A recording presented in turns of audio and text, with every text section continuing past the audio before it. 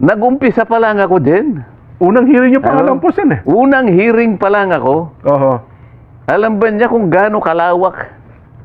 Alam ba niya kung gaano kalawak ang multong kinakaharap ng ating bansa? Oho. Ang problema sa ganyang mga tao, okay, lalahatin ko na sila, mga ganyang Opo, opo. uri ng tao. Oh, yung mga ganyang sariling kaisipan. Mapa-broadcaster ka, o kung ano man, basta ganyan kayong mag-isip. Pati vlogger, Sen, Oo, marami din ganyan. Pagka ganyan kayong mag-isip, talagang wala na akong magagawa sa inyo. Opo. Okay. Hindi naman kayo abogado kasi. Ang abogado kasi, bago magsalita, nag-iisip. Itong mga ito, nagsasalita, hindi nag-iisip. Ganyan yung mga yan. May iksi ang mga kukotin nyo. May diferensya pa ang mga ulo nyo, kaya hindi ko kayo papatusin. Kaya nagmukha siyang tanga ngayon, hindi ba? Totoo po. Yeah. Naku, pwede ko na sabihin sa kanila ngayon lahat.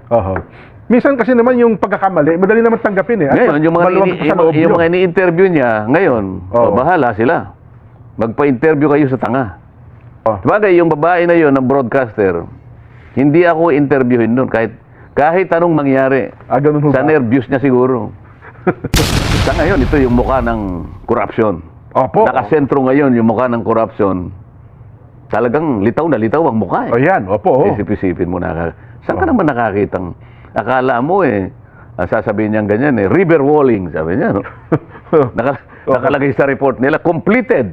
Yan, nako. August 2. Okay, January 1, 2025. Complete documents, opo. Isip-isipin, nagkaroon ng program of work. May plano. Opo. Nag-bidding. Yan, nako. Nag-award. Meron pang notice to proceed. Nako. Pagkatapos may report pa yung QUA, yung quality control ito. Pagkatapos meron pang inspection. Yan, Pumirma pa yung Commission on Audit. Nako, naka 20% mobilization, etc. Pagkatapos nakolekta yung pera. Pagkatapos walang project. Nung hinahanap mo yung proyekto, saan po dito? Pagkatapos ngayon, sino ba yung kontraktor nito? Hindi mo ba hanapin yun? Sino ba nagpanukala ba niyan? Bakit nagkaroon ba niyan? Kukunin mo yung papel. Sino ba yung masugid na nagpanukala na kumuha kunwari ng pondo para maitayo yung multo na yan? Yun ang hindi naman. Kailangan tuntunin mo sa dami ng mga yun. At ang masakit dyan, Sen, ito pa isang masakit, dugdagan ko na sakit niyang bagay na yan. Nung hindi nakita, parang wala akong nakita. Hindi, sige, nasusunod na taon, pondohan ulit natin panibago. Kaya yung ang tawag na nun, restated funding. Yun, hindi nga nakita nung una, eh. Doblehin pa, eh. Nakatatlong ulit na doble nga po, Sen, eh. Di ho ba? Kasi nga, sabi nila, hindi nakita, eh. Napalusutan natin, Ayun. Ulitin nga natin. Perfectin natin. Na-perfectin, di ba? Opo. Yan. Hanggang sa lumitaw ngayon. Sino bang mag-aakala naman na yung Blue Ribbon Committee, ibibigay nila sa akin? Nako, Ikaw, may iniisip mo ba yung gano'n? Di ako, simula pa lamang, di pag-simula ang election, Sen, itinalaga ko na kayo dyan, eh. Hindi, wala kang naniniwala na mananalo ko. Nakita sila po yun. Sila po. Nakita mo ba yung isang, anong tawag doon? Broadcaster ba yun na babae? Nakakaawa yung broadcaster na yun, eh. Totoo. Hanggang ngayon po, mukhang hindi pa niya matanggap sa kanyang sarili. At meron pa siyang kapares ng kanyang pananaw din, Sen. Yung si Boy DVD, yung nakunan ng fake DVD niya sa may Congressional Avenue na hanggang ngayon, bakit to? Sino ba yung Boy DVD? Kilala ho nila yun. Ang pangalan nata, Liamas. Tanong mo nga kay Saito kung alam niya. Ano ba sabi? Ano kasi sabi? Ang sinasabi niya, bakit daw parang selective kayo? Parang pinipili nyo lang? Bakit yun at yun lang daw atang na napagtutunan nyo ng pansin, Sen, ng Blue Ribbon Committee? Napanood mo? Sinabi niya? Parang yun po ang yun po, lumalabas, Sen. Ako, iniwasan ko na manood doon sa mga kasi wala namang magandang sinasabi sa inyo yun, eh. Bakit naman sinabing selective? Kasi nga ron daw po, parang ang dating doon sa kanyang sinasabi ay mga opisyalis lang daw po ng DPWH ang inyong tinitignan. Di parang yung broadcaster na babae. Yun, napanood ko yun, eh. Kaya nga magkasing tono sila, Sen, eh. Kaya kung magsalita pa naman yun, akala mo tumatakbo, hindi mo maintindihan, di ba? Subukan mo tumatakbo ka, nagsasalita ka, humihingal ka. Pagka yun, nagtatanong, humihingal, eh. Kakapusing ka ng hininga nun, Sen. Kapag ako'y nakikinig doon, ako ang napapagod, eh. Nakikinig lang ako, pagod ako, eh. Kaya ayaw kong pakinggan yun, eh. Ganun mo ba? Ang sabi niya, ay, bakit ang DPWH lang? Mariusip ng mga tao ito, sabi ko. Nag-umpisa pa lang ako din. Unang hearing niyo pa Ano? alam po, Sen, eh. Unang hearing pa lang ako. Oho. Alam ba niya kung gaano kalawak? Alam ba niya kung gaano kalawak ang multong kinakaharap ng ating bansa? Oho. Ang problema sa ganyang mga tao, okay, lalahatin ko na sila, mga ganyang Opo, opo. uri ng tao. Oh, yung mga ganyang sariling kaisipan. Mapa-broadcaster ka, o kung ano man, basta ganyan kayo mag-isip. Pati vlogger, Sen, Oo, marami din ganyan. Pagka ganyan kayong mag-isip, talagang wala na akong magagawa sa inyo. Opo. Okay. Hindi naman kayo abogado kasi. Ang abogado kasi, bago magsalita, nag-iisip. Itong mga ito, nagsasalita, hindi nag-iisip. Ganyan yung mga yan. Meron po yung paglalarawan niyan, Sen, eh. Paano ka mag-iimbestiga nang hindi mo muna ilalatag? Kumbaga sa laying korte, the predicate, sabi niya. sasabihin ng korte sa'yo, Oo. Counsel, you need to lay the predicate. Yan. Hindi pwedeng hindi ka mag-lay ng predicate. Siyempre. Ilalatag mo muna. Mhm. Isa-isa mo ngayon. Ba't kaya ka? Saan naman nakakita ang mga ganyan na? Ang gusto ata sa unang araw pala, ipatawag yun na lahat ng mga... Wala naman kasi silang direksyon na magtanong eh. Nagtatanong lang sila sang-ayon dun sa kanilang nalalaman. Yan. Hindi ko Opo. kayo papatulan. Mhm. May iksi ang mga kukotin nyo. May diferensya pa ang mga ulo nyo. Kaya hindi ko kayo papatusin. Oo. Kaya alam mo, hindi ako nagpapa-interview sa mga yan eh. Oho. Sabagay, yung babae na yun, ng broadcaster, hindi ako interviewin nun. Kahit anong mangyari. Ganun ho Sa ba? nervyos niya siguro. yun ang tingin nyo, Sen. Oo. Oho. Kahit anong mangyari talagang hindi siya magtatangka na... Sinubukan ko nang sinubukan ko nang magparating sa kanya na Oo. pakisabi mo nga sa kanya ako na interviewin naman niya ako. Yan. Kasi ang nakausap ko, isa sa pinakamatalik niyang kaibigan. Okay, oh. Matalik na kaibigan kasi yung sasabihin ko na ang totoo, sangayon Opo. dun sa kaibigan ko, tinulungan siya na yung anak niya ipagamot sa Taiwan. Oo, kasi okay. magkaibigan sila. Opo. Kaya sabi niya, peanut yan. Sabi niya, hindi pwedeng hindi niya ako, Napagbigyan. mapagbigyan. Oho. No, saka, sige. Try mo. Try Subukan mo lang. ka. Oo. Pangiti-ngiti ako eh. Oo. Ako, pagdating sa akin, tama ka kung ayaw na. Yan ang sinasabi ko sa'yo. Yun pala. Yang mga yan, may mga sakit. Aha. May mga sakit yan. Ano po sakit? Gusto lang nilang tanungin yung gusto nilang tanungin. Ayun. Oh. Kaya paikot-ikot lang sila sa isang subject matter Opo. na akala nila nakagagawa sila ng mabuti sa bansa. Oho. Hindi sila makakapaglahad ng objective. Oho. Hindi kagaya natin. Kung ano yung tama, yung nagdi-discuss natin. Siyempre po naman. Diba? Opo. Wala tayong kikilingan. Oho. At yung taong bayan, taga-subaybay natin, magsasabing, tama, mali, di ba? Hindi kasi natin kinukupo yung kaalaman sa di ba? So, isip-isipin Oo. mong mulat-mula pa eh. Bakit nanalo yan? Nakakita ka ba naman ganyan? Oo. Broadcaster ba yun? Parang, anyway. Hindi kaya, kasi ganyan, sabi naman nung kausap. Oo. Hindi nga eh. 2.8 million lang sila eh. Ganun. Bakit may pinipilit niya yung kanyang gustong mangyari? Oho. Para panatilihin niya sa kanyang sarili na siya ang tama, na sa kanyang panukat, hindi ako mananalo. Nakalain mo magtiwala siya sa sarili niyang pag-iisip. Oho. So, tingnan mo nangyari ngayon. Yun na nga. Nagmukha siyang tanga ngayon, hindi ba? Totoo po. Oh, yeah. Naku, pwede ko na sabihin sa kanila ngayon lahat. Oho. Minsan kasi naman yung pagkakamali, madali naman tanggapin eh. At Ngayon, yung maluwag sa loob yung nyo. mga ini-interview niya, ngayon, Oo. bahala sila. Magpa-interview kayo sa tanga. O, yeah. Yun ang pinakamasakit sa lahat. Mm. Wala akong ospital dun eh. Ang atin hong magiging Vox Populi sa araw na ito, ay yaman din lamang National Heroes Day ngayon at pag-uusapan natin ito hong mga katiwalian, graft and corruption sa gobyerno. Ito pong ating Vox Populi. May mga leader pa ba ngayon sa gobyerno na kasing tapang at malasakit ng ating mga bayani? Meron pa ba o wala na? Kung ang sagot nyo po ay meron, letter A. Kung ang sagot nyo naman po ay parang wala na. Wala na yata, letter B. Well, dito sa programang ito, Sen, sa inyong taya, sa inyong experience na po sa gobyerno, gaano na ba ka-sistematiko? Ito hong sistematiko, gaano kalawak, itong kung ang pag-uusapan ay corruption. Hindi systemic ang tawag Systemic nila. ba yan? Yung systemic kasi, sabi ng mga nag-aral sa social sciences, Opo, oo. pag sinabi mong systemic, ito yung nangangahulugan ng isang behavior ng isang tao.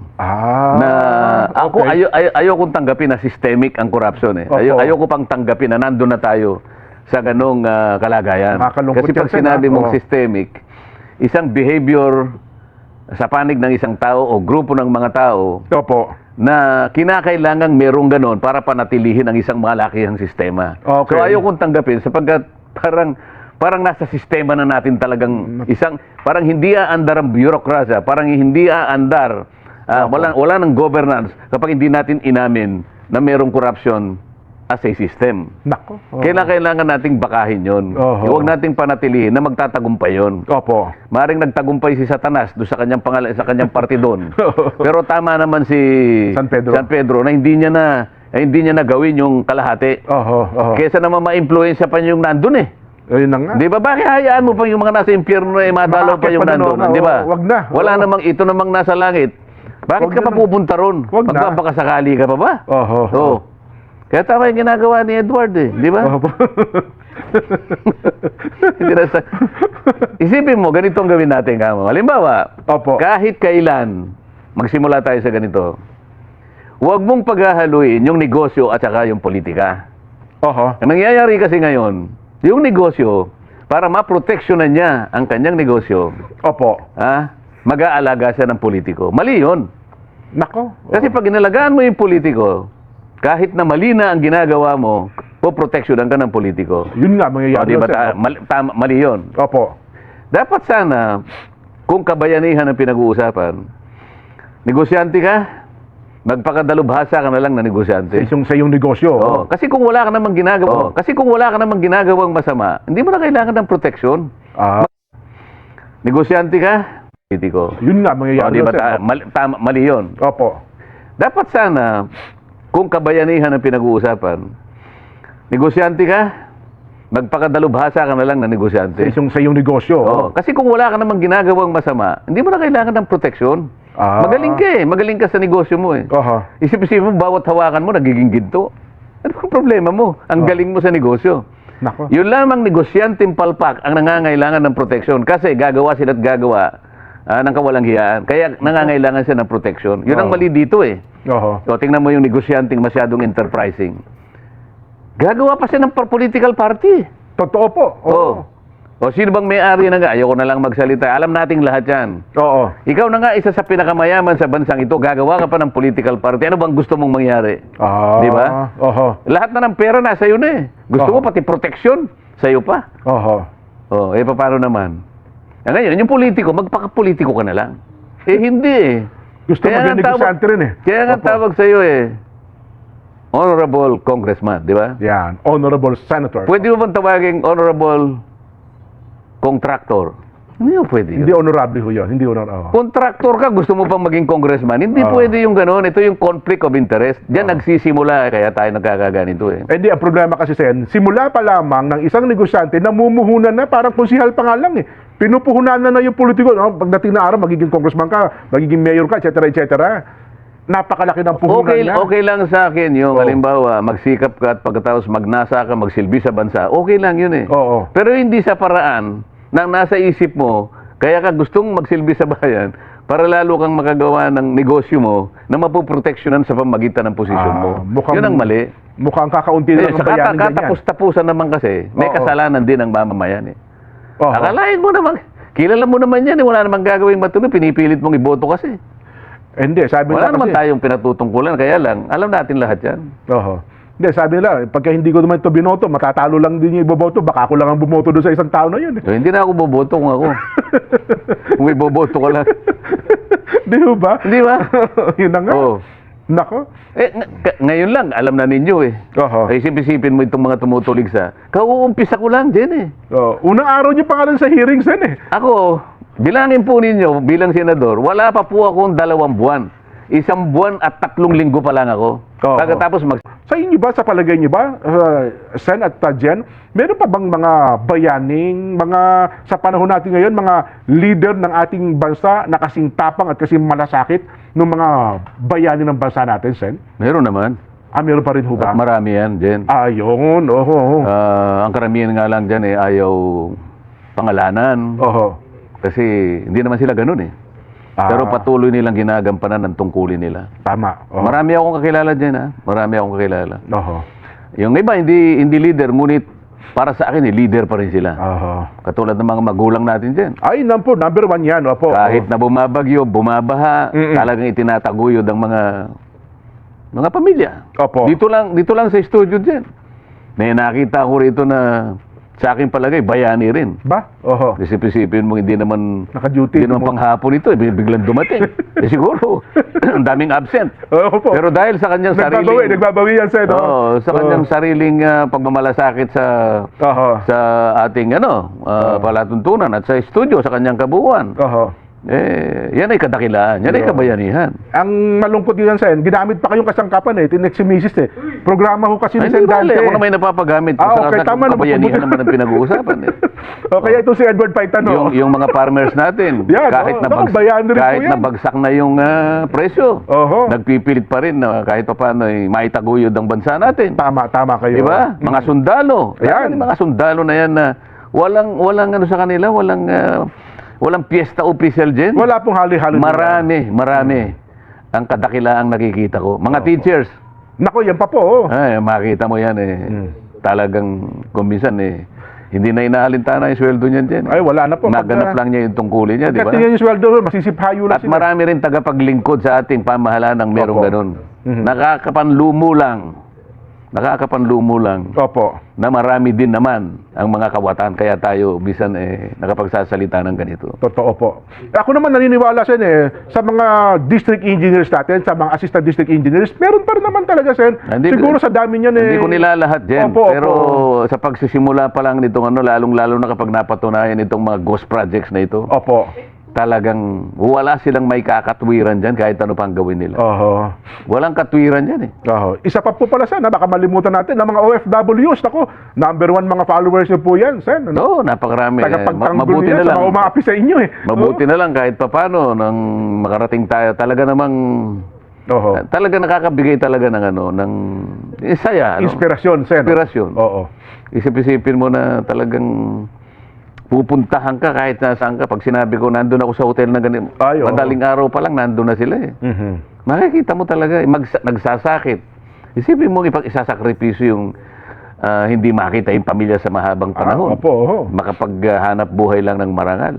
Oo. Pagpapakasakit yun, alang-alang sa bansa. At saka ito yung mga tao na kapag nakita nyo sa social media, yun bang may nagbabash sa inyo? Mahalata nyo, silang una nakikipag-away sa inyo, mga OFW na nakakita po ng pag-asa sa ginagawa ninyo, Sen. Ano? Nakikita ko rin yan.